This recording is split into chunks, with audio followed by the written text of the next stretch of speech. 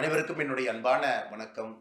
இந்த அற்புதமான நேரத்தில் மேடையிலே அமர்ந்திருக்கக்கூடிய என்னுடைய அன்பு சகோதரர் யுவராஜ் அவர்களே,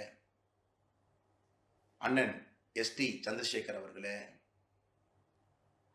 அன்பு அண்ணன் ரங்கராஜ் பாண்டே அவர்களே, உங்களுக்கு என்னுடைய வணக்கத்தை மறுபடியும் தெரிவித்துக் கொள்கின்றேன். ஒரு இளைஞன் தான் எடுத்த பாதையில் சமரசம் இல்லாமல் மக்கள் பணியை செய்ய வேண்டும் என்று துடிக்கக்கூடிய ஒரு இளைஞன் 25 ஆண்டுகள் அரசியல் பயணத்தில் ஒரு காலச்சுவடை முடித்துவிட்டு அடுத்த காலச்சுவடத்துக்குள்ள கால வச்சிருக்காரு. இது ஆச்சரியம் பாருங்க. எத்தனை இளைஞர், இன்னும் யுவராஜை பொறுத்தவரைக்கும் இன்னும் இளைஞர் தான். சில வாரங்களுக்கு முன்பு வரை தமிழ் மாநில காங்கிரஸ் கட்சியினுடைய இளைஞர் அணி மாணவர் அணி தலைவராக இருந்தவர். ஆனால் 25 ஆண்டுகள் பொது வாழ்க்கையில முடித்திருக்கிறார் என்பதே ஒரு பெரிய சாதனை, ஒரு ஆச்சரியம். ஏன்னா இத்தனை நாளாக அவர் அது காட்டிக்கூட இல்லை. ஆனால் அவருடைய வாழ்க்கை பயணத்தை இந்த நேரத்தில் திருப்பி பார்க்கும் பொழுது மிக மிக ஆச்சரியமா இருக்கு.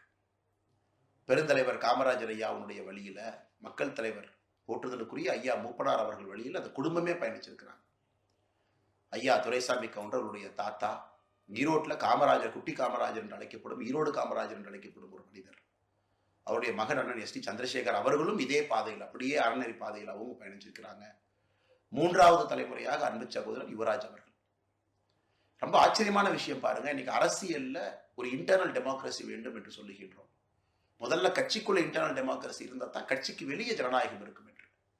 அதன்படி பார்த்தீங்கன்னா 2 முறை 2010, 2013 ஒரு எலெக்டட் யூத் காங்கிரஸ் பிரசிடென்ட், தேர்ந்தெடுக்கப்பட்ட ஒரு இளைஞர் அணி தலைவராக கிட்டத்தட்ட ஆயிரக்கணக்கான இளைஞர்களை ஃபர்ஸ்ட் தேர்வு செஞ்சு அந்த ஓட்டர்ஸ் லிஸ்ட் எல்லாம் கிளீன் பண்ணி, இது ராகுல் காந்தி அவர்கள் வந்தபோது எடுத்த முதல் முயற்சி அந்த நேரத்தில். இது ஆச்சரியமா தமிழகத்தில் பார்க்கும் பொழுது கடைசியாக நம்முடைய காங்கிரஸ் கட்சியில பெருந்தலைவர் காமராஜரையே இதே போல எலெக்டட் காங்கிரஸ் பிரசிடென்டா இருந்திருக்கிறாங்க. ஸோ பாருங்க, அதே பாதையில்.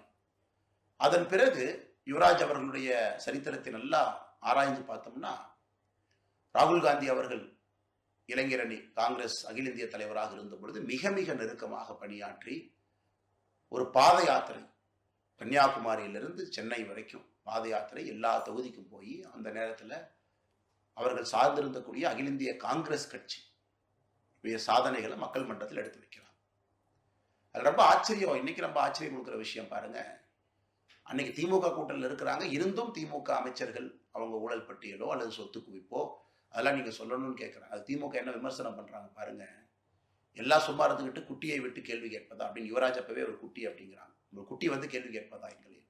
அந்த அளவுக்கு எடுத்த கொள்கையில சமரசம் இல்லாமல் அந்த நேர்கோட்டு பயணத்தில் பயணம் செய்திருக்கக்கூடிய அன்பு சகோதரி யுவராஜ் அவர்கள் 25 ஆண்டுகளில் ஏகப்பட்ட சாதனையை பண்ணியிருக்காங்க. அது யுவராஜ் அவர்களும் சாதனையாக பார்க்கவில்லை, அதையெல்லாம் அவருடைய கடமையாக பார்த்திருக்கின்றார். போராட்டமாக இருக்கட்டும், ஆர்ப்பாட்டமாக இருக்கட்டும், குறிப்பாக இளைஞர்கள் எல்லாம் ஒன்றாக ஒரு இடத்துல அனைத்து அவர்களுக்கென்று ஒரு இயக்கத்தை வலுப்படுத்துவதாக இருக்கட்டும். இந்த பாத யாத்திரை, அவர்கள் எடுத்த பாத யாத்திரை பாராட்டி அகில இந்திய அளவில் டெல்லியில் ராகுல் காந்தி அவர்கள் தலைமையில் இளைஞர் அணி செயற்குழு மீட்டிங் அங்கே நடந்திருப்பாரு. இந்த மாதிரி பல ஆச்சரியமான விஷயம். அங்கே இருக்கக்கூடிய எல்லா தலைவர்களோடு இணைந்து தமிழ் மாநில காங்கிரஸை வலுப்படுத்த வேண்டும் கடுமையாக உழைத்துக் கொண்டிருக்கின்றார்கள். அன்பு சகோதரர் யுவராஜ் அவர்களுக்கு தெரியும், அன்பு சகோதரர் யுவராஜ் அவர்களை பாராட்டுவதற்காக நீங்க வந்திருக்கிறீங்க. என்னை பொறுத்தவரை நீங்கள் பாராட்ட வேண்டும், அது முக்கியம். யுவராஜ் அவர்களோடு பயணம் செய்ய வேண்டும், அதுவும் முக்கியம். அதை தாண்டி நீங்களும் அரசியல் பாதையிலே அடியெடுத்து வைக்க வேண்டும், அதை விட அது முக்கியம். அதனால் எல்லோரும் சேர்ந்து ஒரு பெரிய மாற்றத்தை 2026 உருவாக்கி காட்டுவோம்.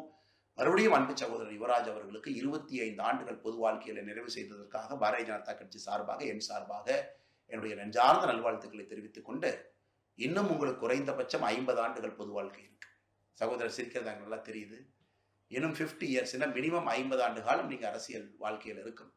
அதற்கு உடலை தயார்படுத்துங்க, உள்ளத்தை தயார்படுத்துங்க. இன்னைக்கு இருக்கிற மாதிரியே இருங்க.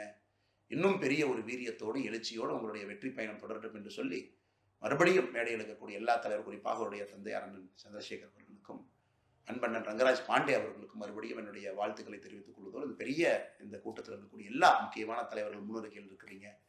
நேரிலே வர இயல முடியவில்லை, எனக்கும் நேரிலே வாழ்த்த வேண்டும் என்கின்ற ஆசை. அதனால் உங்கள் எல்லோருக்கும் என்னுடைய நல்வாழ்த்துக்களை தெரிவித்துக் கொண்டு, வாய்ப்பு கொடுத்த உங்களுக்கு நன்றிகளும் தெரிவித்துக் கொண்டு என்னுடைய உரையை முடித்துக் கொள்கின்றேன். நன்றி, வணக்கம். பாரத் மாதா கி ஜெய்.